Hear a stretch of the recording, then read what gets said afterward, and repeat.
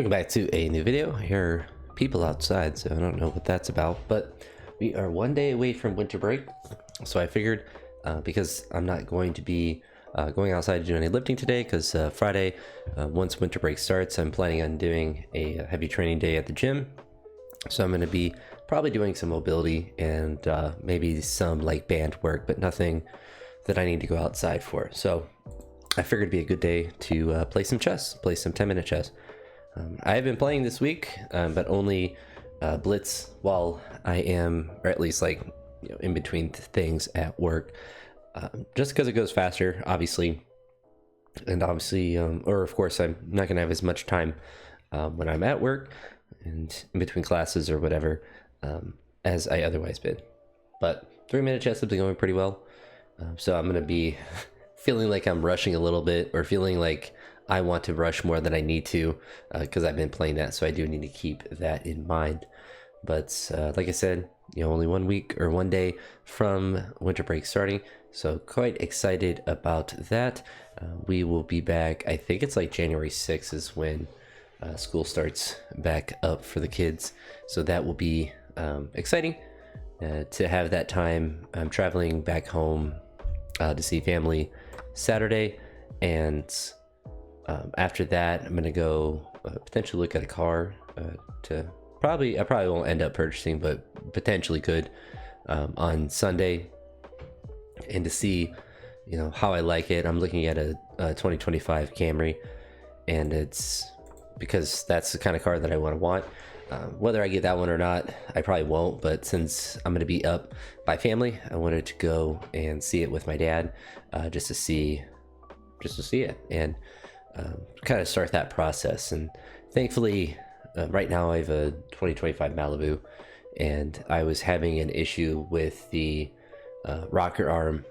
I was able to get that fixed by replacing it. So behind the oil basin there is a little piece called I think it's a VTT, variable timer or something.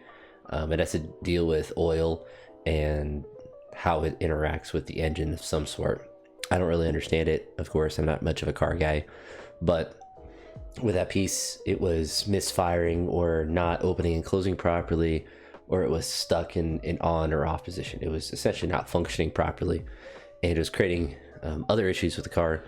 And I had tried other things to get it to work, and took it off and put it back on, but it was really just the piece itself that was messed up, and it only cost $80, but I was able to replace that last night, and currently I haven't had any issues. And generally, if I would clear the code on the check engine light, it would generally come on within probably about 20 minutes of driving, typically, sometimes shorter, sometimes longer. It wasn't hyper consistent when it would come on. It wasn't really contingent on the speed I was going, or if I accelerated. It was just it was truly random. But it was the only thing that was consistent, I suppose, was it would be after a couple minutes of driving at a minimum. It wasn't like I drove 2 feet and they would come back on. This guy's just disconnected. That's hilarious. But put that piece in last night, and it's sounded a lot better. It's been quieter, and it seems like it's running better. So I'm excited that that part is fixed. So that was one thing that was kind of pushing me to start looking at cars. Like, if my car is going to just continually have issues, like I kind of am ready for a new car anyway, and so it was going to push me to do it. And now that it's functioning, I don't feel as much pressure to look at that. I guess I just win a game because it's abandoned. That was kind of goofy, but we'll do a quick analysis to see if there's anything radical there. So basically I was in a good position. Cool. All right. That was kind of a dud of a game, but I will take the free win. Yeah, but with the VTT thing or rocker or whatever it is replace, it's worked fine today. And generally I would never get through basically driving to school and driving home without it triggering the check engine light. So the fact that it didn't is obviously very encouraging, because it means that whatever the issue was, I've kind of fixed it, at least for right now. And I really wanted to get it figured out before I drove home for the holidays this Saturday, because I live about 3 hours and 15 minutes from where I grew up. So good amount of miles that I was going to drive, and I've done the drive many times, so I'm not worried about that necessarily, but I don't want the car to be having issues and then try to drive it for that long. I did have the issues a little bit during Thanksgiving, but it was odd because like I was having some issues with the battery because it was old, and I replaced the battery, and I thought that would clear some of the issues. It did not. So it cleared some issues, but then other issues continued, like the rocker arm having, you know, whatever error that it kept showing. We're gonna go here and trade. But yeah, now that that's figured out, go see a car on Sunday, and hopefully, I mean, in a perfect world, you know, it'd be a good value that I would get, and I would just buy right then, because the car I'm looking at, like, I won't say mind it like it's negative, but like I don't dislike the color. It's like a dark blue, and the inside is gray and whatnot, and it's, you know, has nice features and stuff, but it's like 34,000, which is more than what I would want to pay for a car. I'm looking for one that is probably closer to 30, if not below, at least if, you know, as far as negotiating. And so I probably won't go that route, because a lot of the features that are added and things I don't really care about, like the all-wheel drive, I don't really care about. There's just like random stuff in it, which aren't like bad things necessarily. They're just things that I don't really value. Obviously, you know, those features are going to be added in to a car, and it's going to not necessarily artificially increase the value, but it's going to make a car, you know, more expensive when it has a bunch of extra stuff added to it. But I don't value that stuff, so it's not as important that, you know, a lot of stuff's in there. Basic stuff like, you know, floor mats and stuff are nice, but other stuff that's in there, I forget exactly what's in there, isn't as critical for what I'm looking for. But at least get a look at it, and that's kind of my main goal, is not to necessarily, you know, make a purchase or anything, but to just kind of see what there is to see what it looks like, to sit into it and to look around at it. So then, because generally, and even with, there's not going to be anything radically different if I look at that one versus other ones. So I just have to, you know, kind of pay attention to that. Maybe we just take like this, because then we're protected here. He can go up to there and go down to there. So I feel fine in this position. We also have some cappuccino like mix up. I think it's essentially just hot chocolate, but it does have a little bit of caffeine in it. Only like, I think 25 milligrams. So pretty minimal, which is kind of ideal for days like this, actually, where I'm not going to be training really, nor do I need any caffeine to, you know, do mobility stuff. But it is kind of nice to have a little bit for the evening, so I'm not just, you know, super tired. And generally, like, if it was a normal day of training, I would probably have some caffeine, especially if it was going to be a day where I wanted to go, you know, heavy, or at least have the potential to go heavy. When I train tomorrow, the goal is several different things, but I would like to snatch probably close to 130 kilos if I can. As long as I get to like 120, I'll be happy. And then same with the clean and jerk. If I can get to 155 like I did on Monday, I'll be happy with that. If I get more, you know, that's a bonus. But I'm not necessarily like super worried if I do or don't get to a certain number. But if I'm able to then potentially push up with the squat and the deadlift a little bit, as far as the back squat and the, you know, conventional deadlift go, that would be really exciting. I don't know what numbers I would necessarily look to do there, but I'm at least leaving myself open to pushing PRs on both of those lifts. And really for the snatch clean jerk, you know, if there's the potential for something more than, you know, 120, 150 or whatever, then that's fine. But I'm not necessarily peaked for it. Not that I was, you know, like today I'm not doing anything really for training, so I'm kind of giving myself a lighter day in that regard. But as far as like normal training, as far as like peaking for stuff, I certainly could be a lot more peaked for a day like this, but it's also not like a critical day, because I'm not, you know, it's not like right as a competition is happening. It's just because winter break's starting, and it's nice to kind of do a heavy day when you're going to have like a for sure day off, and potentially even Sunday will be a light day of training as well, and then I kind of have, you know, winter break to go bonkers, which that is one positive of winter break being a bit earlier, or not even earlier, but the Christmas dinner being earlier this year, is that I'll have more time just on my own, which will be nice for just relaxing and kind of enjoying the time off of work. I feel like, especially with Thanksgiving, it gets a little too hectic because you have to drive and, you know, visit and whatnot, and like that part's all fine and dandy, but it feels like you're spending a lot of your break driving, which is not very fun. I'm not really sure what his plan is to do here. Down 2 pawns. It looks, yeah, 2 pawns, so not major material, but obviously, you know, it's not good. I have the potential to give him a check in either direction. There's not really a purpose, but just kind of just the vibe that I'm given for him.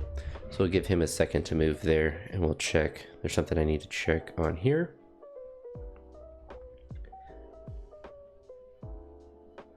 Nothing really happening there.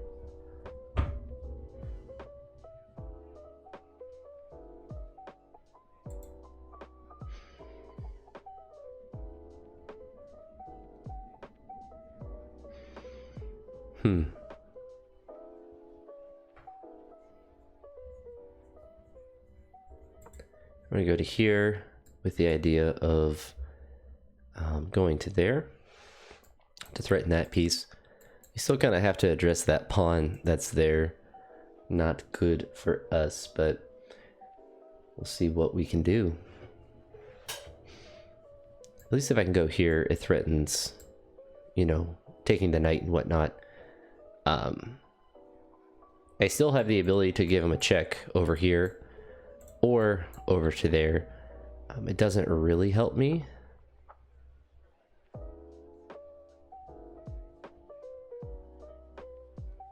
We're gonna have to go here. You can push that pawn, so I basically lose a rook.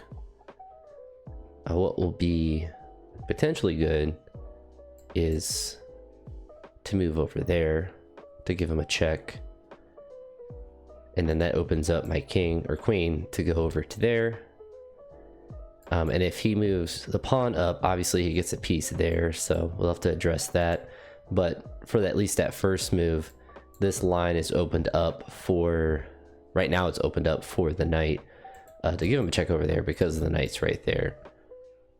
So he could potentially obviously move the knight, but it might honestly be, I don't know if that would be the best move for him, but it certainly wouldn't be a bad move to get the knight out of there to open up the queen, the line that he just had, to prevent my knight from giving him a check, because I feel like just bad things happen for him if he's put into check there, but I could just be being too hopeful. So at least if I go to here and he goes over to attack, I can go over a spot. And then if I go over to there, he could take there, and I can just kind of keep running around with check at least for a little bit. But I think that's probably, well, now that I've kind of worked that out, it's probably the best sequence for him because I can't really prevent all his moves. So I go to there, he goes to there. I can't go all the way over to here. I could just go back. So actually that's what I will probably have to do. So he goes, or well, we'll see what he does for his move. But if he says to move something down here, like the pawn, we'll go ahead and give him a check there. If he goes over, we can just run back and give him a check there, or potentially bring this knight up and then have him in a check there. So that's what he ends up doing. So we're going to go ahead with our plan of attack and give him a check there. See if he goes over just one square. If he does, then we can bring this knight up to give a second level of attack, or at least give him a check on that square and to support this knight here. So that means that he can go over to there. He can go up. He can go over. Yeah, so he goes ahead and does that. So what we need to do now is take this to address that. So still not good, but now we are threatening up to that piece, so he has to move his knight.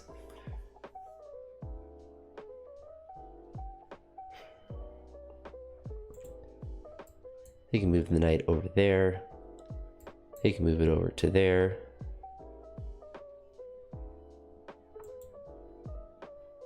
He does move it up.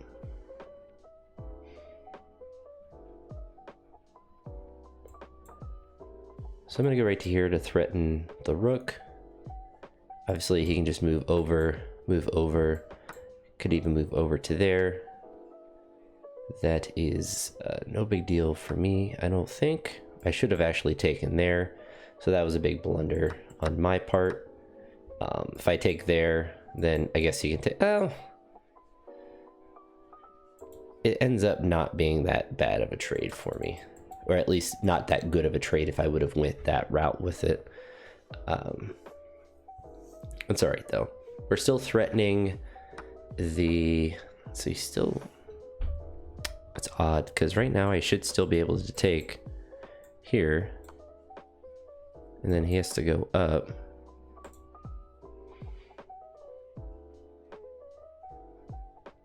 Which I feel like we do this. Because he's threatening the knight, but he can't go back. He has to go up. Probably to there. In which case we take the here. He takes to there, but now we're up material. We're vibing. He's not vibing anymore. I don't feel the vibes on his part. So what we actually want to do is this. Then he's forced to trade. Now he just loses. He lost his passed pawn. Now he's going to go down to there. We're going to take. So we should just kind of win. I guess he does that. He's just kind of... He's waiting it out. He might just try to run past. He does not. So now that we're there, can't really do anything to prevent what I want to do.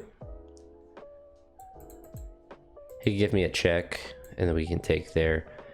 But essentially, he's just down on time, so he should just kind of lose, which is kind of nice. So we're going to give him a check there. He can't go over, so he has to go up.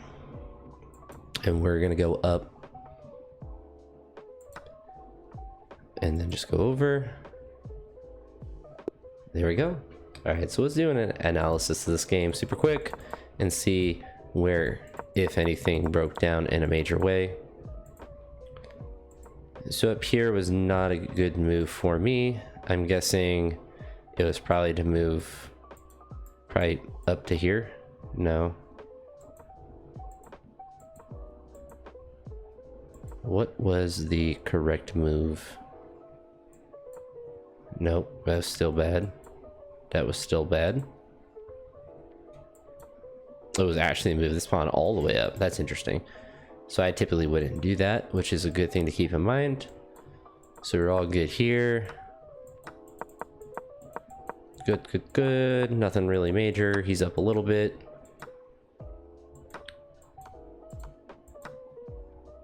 So he's up a pawn. So this is kind of where his advantage is right now. So right there was actually a pretty bad move on his part, but I didn't take advantage of it. So I'm guessing it was no. So there would have been the correct move, and then he would have had to address it with the queen. And then I guess, yeah, I don't know. I guess that was the correct move though. It's not what I did though. So we're vibing, down material. So nothing crazy radically happening other than him just being up a little bit. So there was a bad move. I assume just, you know, motion with a pawn is all good for him to get that closer. So we're all good there. So that's interesting because that was like, it's a queen, but it's the worst possible move. that wasn't actually, but I'm guessing probably just the take with actually, so it's the take with that rook, then he takes, and then we take, and then we're up quite a bit, because then he can't actually protect that. So that was actually the correct sequence there. Still not bad to go over there. It's not good to give him a check there, and then there was not a good move for him. And then we take, and he's actually up there. So basically, I should have moved the king side rook when he went down to there. There is a bad move. There was a, whoop, let me go all the way.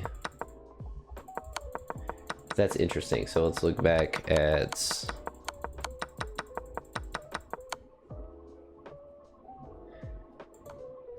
so this was where we were at. Golly.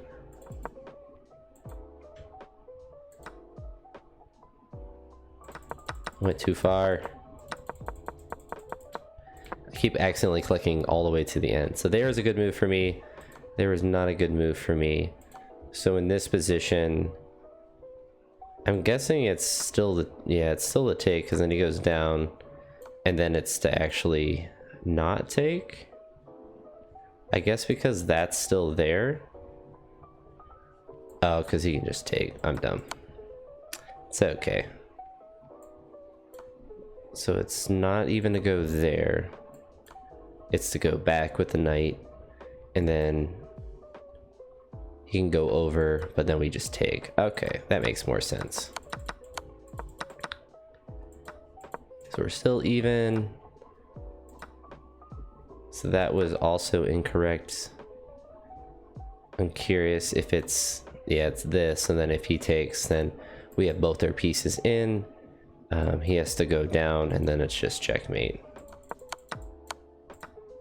So we are here. So this is completely even, and then that he just gave up mate. it's so this, it's interesting. This is completely even until he made that move. And I'm guessing he probably had to go like, no, it wasn't up to there, but could go over to there. That wasn't really a good move for him. I guess that was the correct move, because then I can't really get, that would have been a tough move if you actually went to there. Then I had to go to there, and then he could stack it up. I would have to try to move somewhere out of there. So yeah, that would have been tough. But we caught the dub, caught the win, and we're on to the next one. So have a great night, and I appreciate you guys all watching, and I'll talk to you all the next one. Have a great one. Peace.